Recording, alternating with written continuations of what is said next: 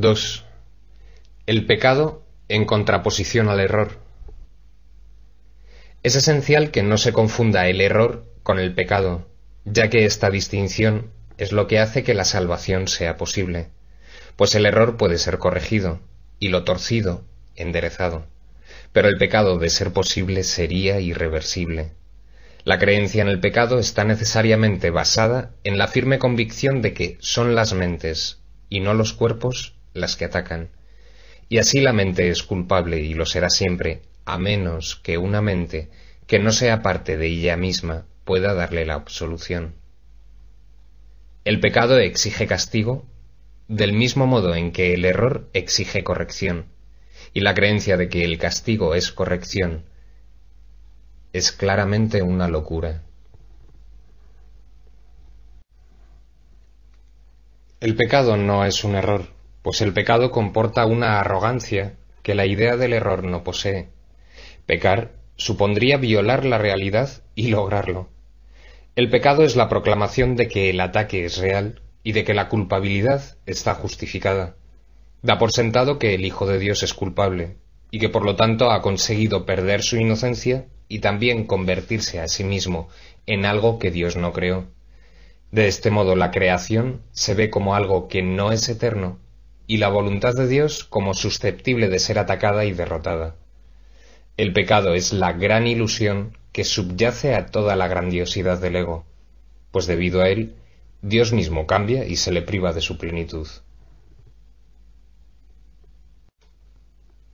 El Hijo de Dios puede estar equivocado, engañarse a sí mismo e incluso usar el poder de su mente contra sí mismo, pero no puede pecar. No puede hacer nada que en modo alguno altere su realidad o que haga que realmente sea culpable. Eso es lo que el pecado quisiera hacer, pues ese es su propósito. Mas a pesar de toda la salvaje demencia inherente a la idea del pecado, éste sigue siendo imposible. Pues el costo del pecado es la muerte. ¿Y podría acaso perecer lo que es inmortal? Uno de los principales dogmas de la descabellada religión del ego es que el pecado no es un error, sino la verdad, y que la inocencia es la que pretende engañarnos. La pureza se considera arrogancia y la aceptación de nuestro ser como algo pecaminoso se percibe como santidad. Y es esta doctrina la que sustituye a la realidad del Hijo de Dios, tal como su Padre lo creó, y tal como dispuso que fuese para siempre. ¿Es esto humildad? ¿O es más bien un intento de desgajar a la creación de la verdad y de mantenerla aparte?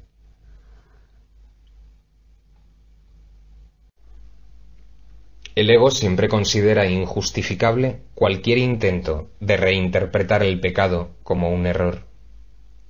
La idea del pecado es absolutamente sacrosanta en su sistema de pensamiento y sólo puede abordarse con respeto y temor reverente. Es el concepto más sagrado en el sistema del ego, bello y poderoso, completamente cierto y protegido a toda costa por cada una de las defensas que el ego tiene a su disposición, pues en el pecado radica su mejor defensa, a la que todas las demás sirven. El pecado es su armadura, su protección y el propósito fundamental de la relación especial tal como el ego la interpreta.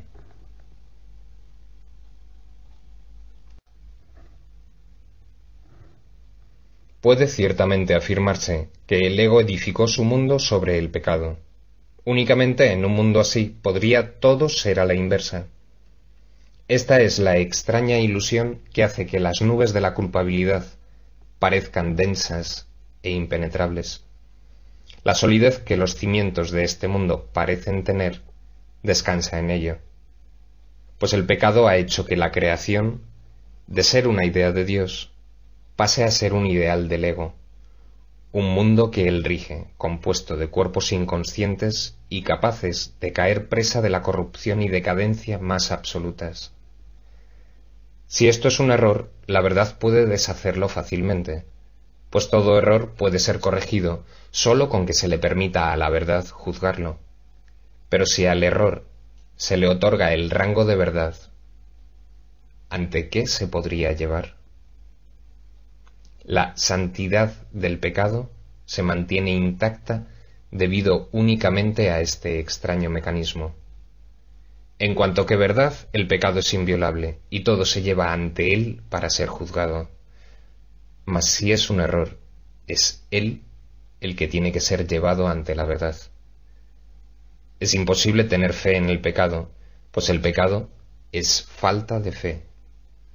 Mas es posible tener fe en el hecho de que cualquier error puede ser corregido.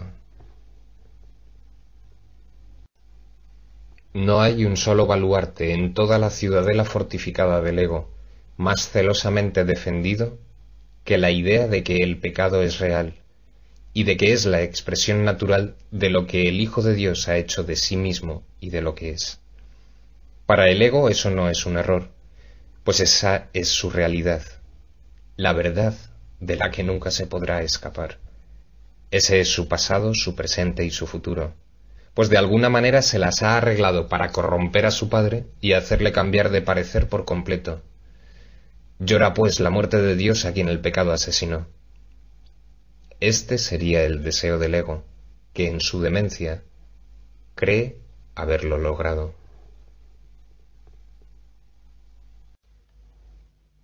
¿No preferirías que todo esto no fuese más que una equivocación completamente corregible y de la que fuese tan fácil escapar que rectificarla totalmente sería tan sencillo como atravesar la neblina y llegar hasta el sol? Pues eso es todo lo que es. Quizá te sientas tentado de coincidir con el ego en que es mucho mejor ser pecador que estar equivocado. Mas piensa detenidamente antes de permitirte a ti mismo tomar esa decisión.